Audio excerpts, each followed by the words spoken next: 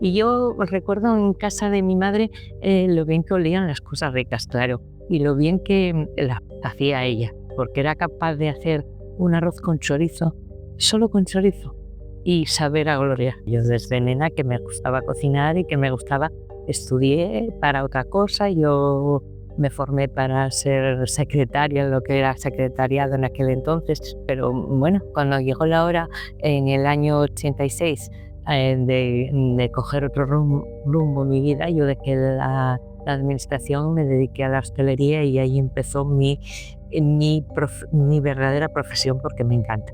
En aquel entonces había una junta directiva guiada por José Díaz, Pepe Díaz, que era Pepe Díaz es de Villazón, es el papá de las guisanderas, porque es una gran persona y era el dueño del restaurante Casa Pepe en Noviel.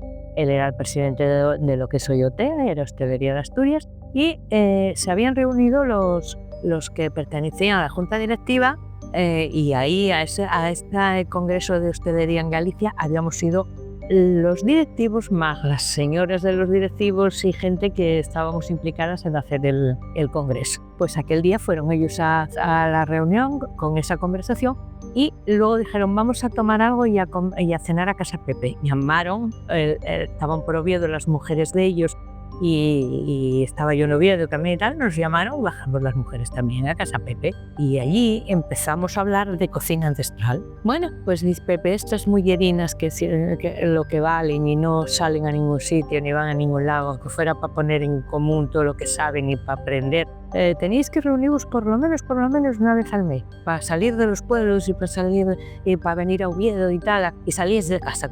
Qué bien si se hiciera una asociación, algo, no le dimos nombre y tal. Bueno, pues sí, podríamos hacerla tal, pues mira, una cocinera de tal sitio, decía Pepe, una de cada zona. Empezamos a reunirnos casi todas las semanas para llevar aquello a cabo y para que aquello fuera más y tal. Oye, esto era en noviembre, ya te digo, últimos de octubre, primeros de noviembre, porque en noviembre fue el congreso. Y en enero ya estábamos montando el primer libro, ¿eh? En cuanto a satisfacciones, no hay nada que me haya dado tanta satisfacción como el Crudo Guisante. Sabemos que una que venga, que sea la oveja negra, se va a marchar rápido porque no es su sitio. Porque lo de cocinar está escrito, lo de cocinar se aprende en un momento, pero lo que ellas traen en el corazón tienes que aprenderlo a base de estar con ellas y de saber. Nosotras somos amigas y somos compañeras y nos preocupamos de quién es la que tiene un problema personal o laboral.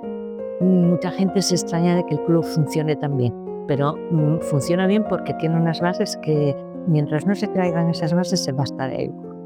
Tilina de Casamburria me dijo una frase una vez, estábamos pasando el puente romano de Cangas de Nercea y íbamos a hacer una visita allí. Todas las guisanderas, ella y yo íbamos cogidas del brazo y llovía. Y dije, ay, porque si tuviera buen día, porque tal, ya sabes cómo nos ponemos hoy en la gente cuando decía sol porque sol y llueve porque llueve. Decía, ¿por qué no seréis más felices con lo que tenemos? Si llueve, está guapísimo, porque llevamos paraguas y lucimos el paraguas. Y si está haciendo sol, pues muy bien, porque nos ponemos morenas. Que tú tienes que disfrutar de todo lo que te pase. Tiempo a sufrir y habrá. Cuando nos concedieron la medalla del Principado, pues ignorante de mí, me llaman por teléfono estando trabajando yo en Espilo, mi otro negocio. Y me dice, soy fulano de tal, que no sé quién era, porque yo no sé quién me lo dijo.